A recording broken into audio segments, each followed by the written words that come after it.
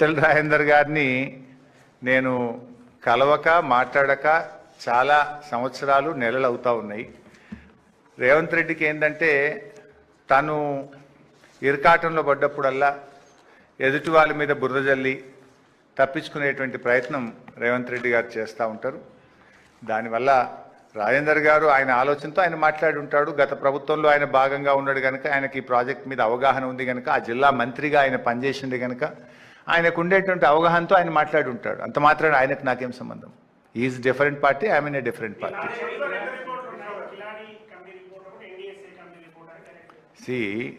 ఇవాళ కొత్తగా కిలాడి కమిటీ రిపోర్టర్ను, మొన్నటిదాకా వాళ్ళని నిపుణుల కమిటీ, వాళ్ళు గొప్పోళ్ళని 2.5 సంవత్సరాలు నువ్వే అసెంబ్లీలో మాట్లాడినావు, బయట మాట్లాడినావు. వాళ్ళ రిపోర్ట్ నేను బయట పెడితే దాని పేరు మార్చినావు. నిన్నటిదాకా వాళ్ళు గొప్పోళ్ళు, నేను ఇప్పుడు వాళ్ళ రిపోర్ట్ అంతా బయట పెడితే వాళ్ళు నీకు చెడ్డ పేరు పెడుతున్నావు, నువ్వు వాళ్ళని జైల్లో పెడతా అని మాట్లాడుతున్నావు.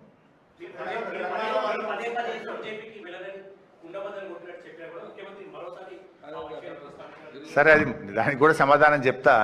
అసలు ఈ రేవంత్ రెడ్డికి నా గురించి మాట్లాడే నైతిక హక్కు ఉందా? నీ జీవితంలో నువ్వు ఎన్ని పార్టీలు మార్చినావు?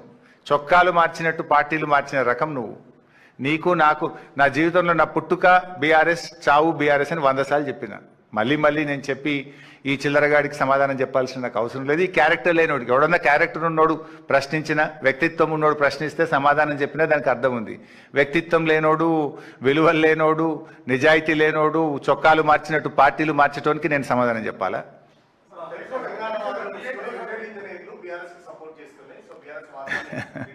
నిన్నటిదాకా అదే రిటైర్డ్ ఇంజనీర్ల రిపోర్ట్ పట్టుకొని అసెంబ్లీలో గొప్పగా మాట్లాడినావు కదా. నిపుణులు నిపుణులు నిపుణులు ఈ నిపుణులే గొప్పగా చెప్పి మేడిగడ్డ వద్దని అన్నావు కదా. ఇవాళ ఆ నిపుణులే నీళ్ళు ఎత్తన్నారు. నిన్నటిదాకానేమో ఆ రిపోర్ట్ పట్టుకొని నిపుణులు వాళ్ళు తెలంగాణ అనుభవజ్ఞులు, ఇంజనీర్లు, రిటైర్డ్ ఇంజనీర్లు, నిపుణుల కమిటీ అని మాట్లాడినావు. ఇవాళ నీళ్ళు ఎత్తమైన వరకు ఆ నిపుణులు బీఆర్ఎస్ వాళ్ళు అయిపోతారా నీకు? అంటే నీకు నచ్చితే ఒక మాట, నీకు అనుకూలంగా చెప్తేనేమో వాళ్ళు నిపుణులు, నీకు ఉన్నది ఉన్నట్టు చెప్తేనేమో వాళ్ళు బీఆర్ఎస్ మనుషులు అంటావా నువ్వు?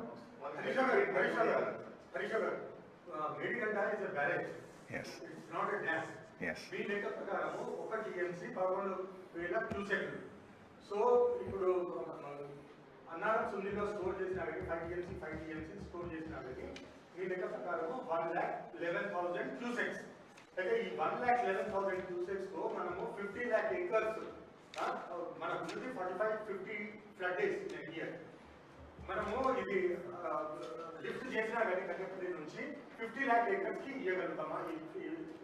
వైసాబ్ ఎంత అన్నారు ఆయన? ఫస్ట్ ఆఫ్ ఆల్ నీకు కరెంటుకు, సింగరేణి థర్మల్కు, ఎన్టీపీసీ థర్మల్ పవర్ ప్లాంట్కు నీళ్ళు లేవు, కరెంట్ ఆగిపోతుంది. హైదరాబాద్ మంచినీళ్ళు ఆగిపోతాయి, రామగుండం మంచిర్యాల జిల్లాలకు మంచినీళ్ళు పోతాయి. ముందు వీటిని కాపాడుకుంటూ ఎంత ఎత్తగలిగితే ఈ కరువు పరిస్థితుల్లో అంత ఎత్తు ఉన్నదాన్ని కాపాడు. అసలు బేసికల్ నువ్వు వదిలిపెట్టే కదా వాడిని పట్టిసీమ నడుస్తుంది. ఇప్పుడు what ever you can lift, you lift and protect the interest of the state.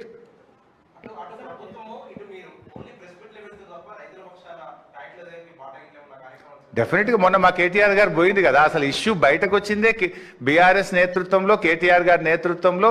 మా ఎమ్మెల్యేలు, రైతులు, ప్రజలు అక్కడికి పోతుంటే పోలీసు వాళ్ళు అడ్డం పెట్టి ఆపి, రైతులు పోయి చూస్తే వాళ్ళ కళ్ళకు నీళ్లు కనబడితే నీ ప్రభుత్వం బదనాం అవుతుందని రైతుల్ని పోనీయకుండా ఆపే ప్రయత్నం చేసినావు కదా.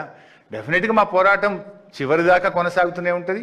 రైతుల పక్షాన, ఈ రాష్ట్రం ప్రజల పక్షాన బీఆర్ఎస్ ప్రధాన ప్రతిపక్షంగా మా పోరాట కార్యక్రమాన్ని మరింత ఉధృతం చేస్తాం, ప్రజల్లోకి ఉధృతంగా తీసుకెళ్తాం. సరే, ఈ రేవంత్ రెడ్డి ఇక అది నేను చెప్పమంటే చెప్తుంది, అల్లుడే ఆంధ్రోడు. మరి ఇక నేను చిల్లర అయిపోతుంది. ఆయనకు నాకు ఏం తేడా పడైతే చిల్లరగా నేను ఏం మాట్లాడాలని మాట్లాడతలేను. కానీ ఇక అట్లా మాట్లాడితే నీ కొమ్మటిరెడ్డి వెంకటరెడ్డి చెప్పిండు 50 కోట్ల రూపాయలు ఇచ్చి పీసీసీ పదవి కొనుక్కున్నావు అని చెప్పిండు. 50 లక్షల రూపాయలతో అడ్డంగా పట్టవలు దొరికిన దొంగవు నువ్వు. ఇక నీ కథ చెప్పాలంటే చాలా ఉన్నది. ఇవాళ ఫైనాన్స్ డిపార్ట్మెంట్లో 12% బిల్లులు ఎవరు తీసుకుంటున్నారో ఆ 12%లో రేవంత్ వాటా ఎంత, బట్టి వాటా ఎంత, ఎవరి వాటా ఎంత, దిస్ ఇస్ ఓపెన్ సీక్రెట్.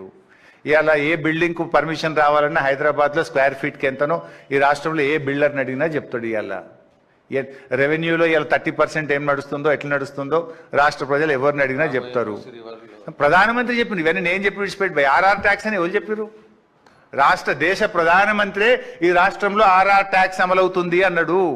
నేను అదే అడుగుతున్నా, మరి అమిత్ షా గారు, ప్రధానమంత్రి గారు ఆర్ఆర్ ట్యాక్స్ అమలవుతుందన్న మీరు ఎందుకు ఆ స్కాములు బయట పెట్టలేరు, ఎందుకు వీళ్ళని అరెస్ట్ చేస్తలేరు, ఎందుకు వీళ్ళని బొక్కలు నూకుతలేరు అని కూడా నేను ప్రధానమంత్రి గారిని అమిత్ షా గారిని అడుగుతున్నా. Thank you.